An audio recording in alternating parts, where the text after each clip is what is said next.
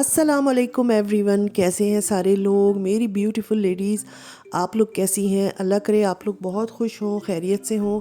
और मैं भी ठीक हूँ अल्हम्दुलिल्लाह। और अभी ये सुबह का टाइम है, ये तकरीबन ऐसे ही कोई 9 या 10 बजे का टाइम होगा।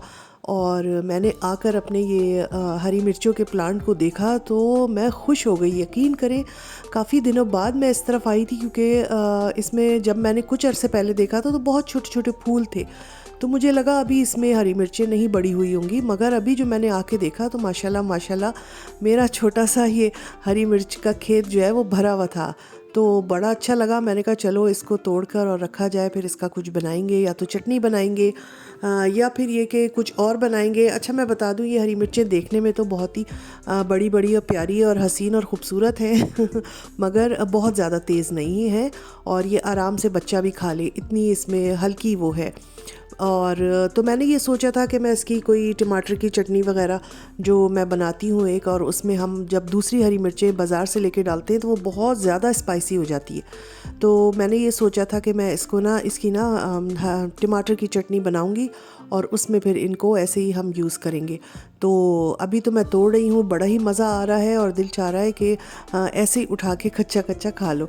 तो ये जनाब हमारे छोटे से प्लांट ने जो है हमें इतनी हरी मिर्चें दी हैं, और 2 मरतबा पहले भी इतनी ही तकरीबन हरी मिर्चें मैं इसमें से काट चुकी हूँ।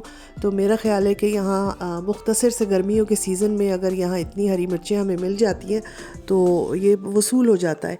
2 छोटी छोटी हरी मिर्चें जो हैं वो लाल हो गई थी, पीली हो रही थी। मैंने उनको ना उसी में छोड़ दिया। मैंने कहा चलो इसको बीज के लिए इसी में छोड़ देते हैं, और फिर ये जब पक जाएंगी तो कि इसी के बीज को फिर हम नेक्स्ट ईयर जो है वो यूज़ करेंगे। ये देखें, इतना खूबसूरत कलर और इतनी प्यारी प्यारी बड़ी बड़ी मिर्चें कि इस पे मैं क्या बोलूँ, सदके जाऊँ, कुर्बान जाऊँ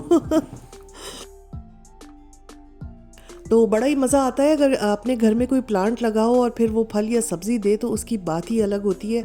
तो मैंने इस साल ये हरी मिर्च का बस एक प्लांट ले लिया था, और इससे मुझे बड़ा ही अच्छा लगता था हरी मिर्चें तोड़ना। अच्छा, दोपहर का टाइम था, आज कुछ हल्का फुल्का बनना था।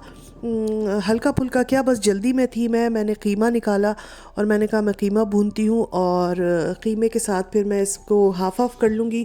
आधा कीमा मैं निकाल लूँगी, और इसको फिर मैं, अभी तो ये ठंडा होगा, फिर इसको प्लास्टिक कंटेनर में करके मैं फ्रीज़ कर लूँगी। फिर किसी वक्त नेक्स्ट टाइम कुछ करना होगा, कीमे में कोई चीज़ डालनी होगी, जैसे पालक कीमा, आलू कीमा या कुछ और, तो फिर वो हम ये कीमा यूज़ कर लेंगे।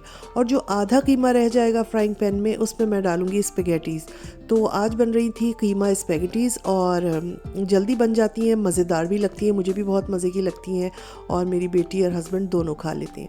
अच्छा जी, यहाँ पर मैं आप लोगों को ये दिखा रही हूँ, ये मुख्तलिफ़ किस्म के आटे रखे हुए हैं। लास्ट व्लॉग में मुझसे किसी ने पूछा था, आटा गुंदा हुआ रखा था, कि आप कौन सा आटा यूज़ करती हैं। तो मैंने कहा आपको मैं बता देती हूँ, ये है सफ़ेद आटा यानी कि मैदा, ये है फुल कॉर्न यानी कि होल ग्रेन जो फ्लावर होता है, फ्लोर होता है वो, और ये है डिंकल यानी कि बाजरे का आटा। तो ये वो जो है आटे हैं मुख्तलिफ, जो यहाँ लोकल मार्केट्स में मिलते हैं। मैं कभी ये यूज़ करती हूँ और कभी वहाँ से ले आती हूँ अपने एशियन शॉप से। ये छोटा सा जो है मग है, इसके हिसाब से मैं आपको बता देती हूँ। अगर एक मग में जो है वो मैदे का लेती हूँ, तो 2 मग जो है वो मैं बाजरे का आटा ले लेती हूँ, या होल ग्रेन जो आटा है यानी कि बीच में रखा हुआ है, फुल कॉर्न मेल इसको डॉच में कहते हैं, वो ले लेती हूँ। यानी कि मैदा कम मिकदार में होता है और जो दूसरे आटे होते हैं वो ज़्यादा मिकदार में होते हैं, क्योंकि अगर हम खाली होल ग्रेन आटे का बनाएं या बाजरे के आटे की रोटी बनाएं तो वो ज़रा सख्त हो जाती है, बनने में भी मुश्किल होती है। तो इस तरह कर लेती हूँ, वरना कभी कभी मैं एशियन शॉप से जो है वो एलिफेंट चपाती आटा बहुत अच्छा मिलता है, वो ले लेती हूँ। तो जी, होपफुली आपको समझ आ गया होगा। जिन्होंने मुझसे पूछा था, मेरा ख्याल है आयशा अयूब कोई थी, जिन्होंने लास्ट टाइम मेरे शायद आटा गूंदा हुआ रखा था व्लॉग में, तो उन्होंने पूछा कि आप कौन सा आटा यूज़ करती हैं।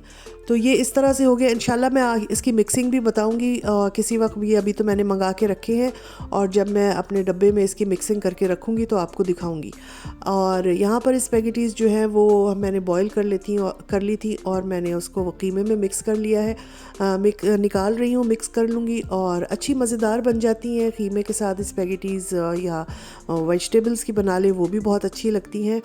तो कभी कभी तो मैं कीमे की बना लेती हूँ, और कभी यकीन करें मैं बिल्कुल सादी बनाती हूँ, वो भी बहुत अच्छी लगती है। मैं आपको एक बार उसकी रेसिपी ज़रूर दूँगी, इतनी अच्छी और मज़ेदार होती है, और उसमें जो है वो कुछ भी नहीं जाता है, तो वो मैं आपको ज़रूर बताऊंगी सिखाना। अच्छा, यहाँ ये अब मिक्सिंग हो रही है और उसके बाद बस खाना वगैरह खाएंगे, और फिर मैं आगे आप लोगों को दिखाऊंगी। आज मेरे हस्बैंड ने जाना था अपनी किसी काम के लिए मॉल, और तो भाई मैंने कहा मैं भी चलती हूँ, और कुछ नहीं तो ऐसे ही हम विंडो शॉपिंग कर लेंगे, लेना तो मुझे कुछ भी नहीं था।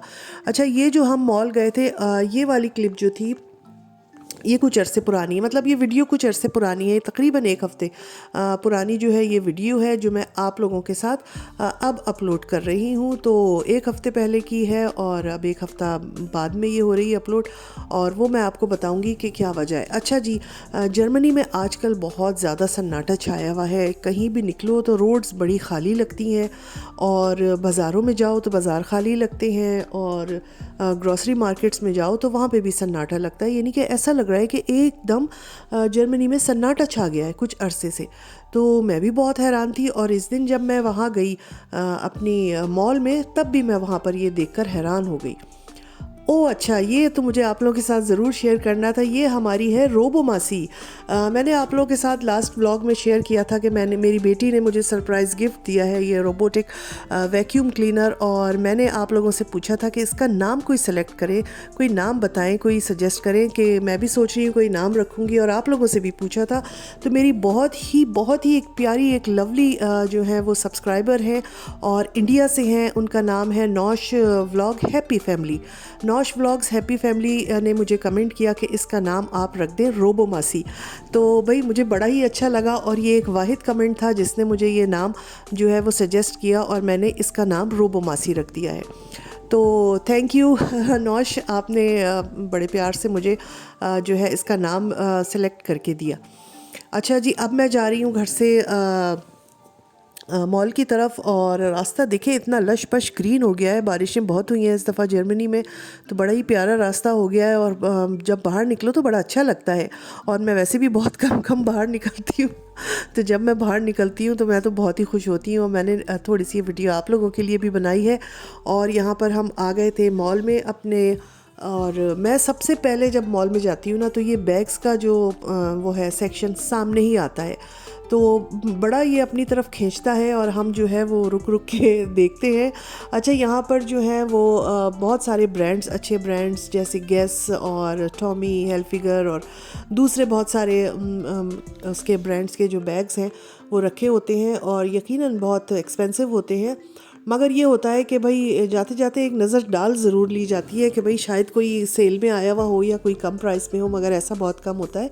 बहुत ही अच्छे बैग्स थे, बहुत अच्छे डिज़ाइंस थे, मगर यहाँ पर भी बहुत ज़्यादा सन्नाटा था, और मैं यही देख रही थी कि ये वो एरिया है जहाँ रश होता है यहाँ, यानी कि इतने आराम से आप यहाँ पर वीडियो नहीं बना सकते।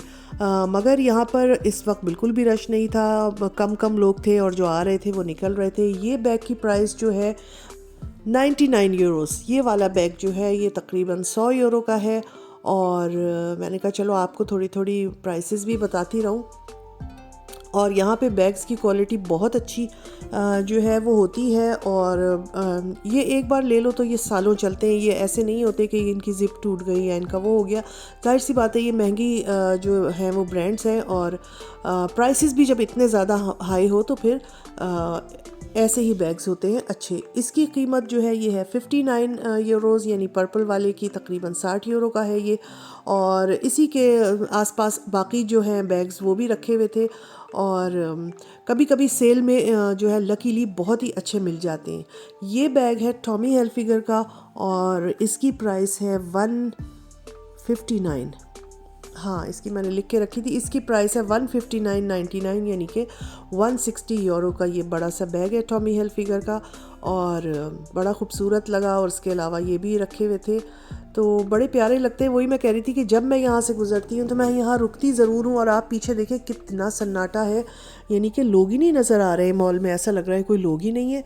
तो बहरहाल ये बात मुझे थोड़ी सी अजीब सी लगी, और बाहर निकलकर फिर जब मैं गाड़ी में बैठी तो फिर मैंने अपने हस्बैंड से भी पूछा था, और उन्होंने उसकी जो है वो वजह वो बताई थी, तो वो मैं आपको बताऊंगी। इस बैग की जो प्राइस है वो है 160 यूरो।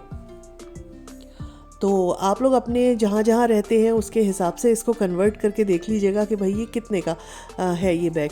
तो मैं आपको बता रही थी कि आप लोगों को भी दिख रहा होगा मॉल में सन्नाटा था, और जब मैं बाहर निकली हूँ तो यहाँ पे भी मुझे रश कम नज़र आया है। ये वो जगह है मेन जहाँ पे रश होता है, और ये सामने जो है ये कैफ़े है एक, और बिल्कुल अंधेरा था यहाँ, ये भी बंद पड़ा था। तो मैं तो डर गई, मैंने कहा मियाँ से कि ये तो वो कुछ जैसे एक बार एक वबा फैली थी और उस ज़माने में लोग नज़र नहीं आते थे, वो वाला कुछ हाल लग रहा है इस वक्त, सन्नाटा है। तो वो बहुत हंसे, कहने लगे ऐसी कोई बात नहीं है। और ये पार्किंग भी मैं देख रही थी, ये भरी होती है, यकीन करें यहाँ पार्किंग नहीं मिलती है। वो कहने लगे ऐसी कोई बात नहीं है, आपको याद नहीं है कि आजकल चल रही हैं समर वेकेशंस और समर वेकेशंस में जो है इस दफ़ा बहुत लोग जर्मनी से बाहर गए हैं, और इसलिए एकदम जो है वो सन्नाटा दिख रहा है। मॉल्स में जाओ सन्नाटा, ग्रोसरी स्टोर में जाओ सन्नाटा, रोड्स पे निकलो सन्नाटा। तो जो बच्चे दिखते थे स्कूल कॉलेज के आते जाते वो नहीं दिख रहे हैं, और इसी वजह से बहुत ज़्यादा सन्नाटा है। तो जर्मनी में गर्मियों की छुट्टियों में ऐसा ही होता है कि वो इतने लोग कम हो जाते हैं कि देखने वाले को अजीब सा लगता है कि सारे लोग जो हैं वो कहाँ चले गए हैं आखिर। तो चलें जी, घर की तरफ चलते हैं, फिर मिलूँगी इंशाल्लाह। अल्लाह हाफिज़।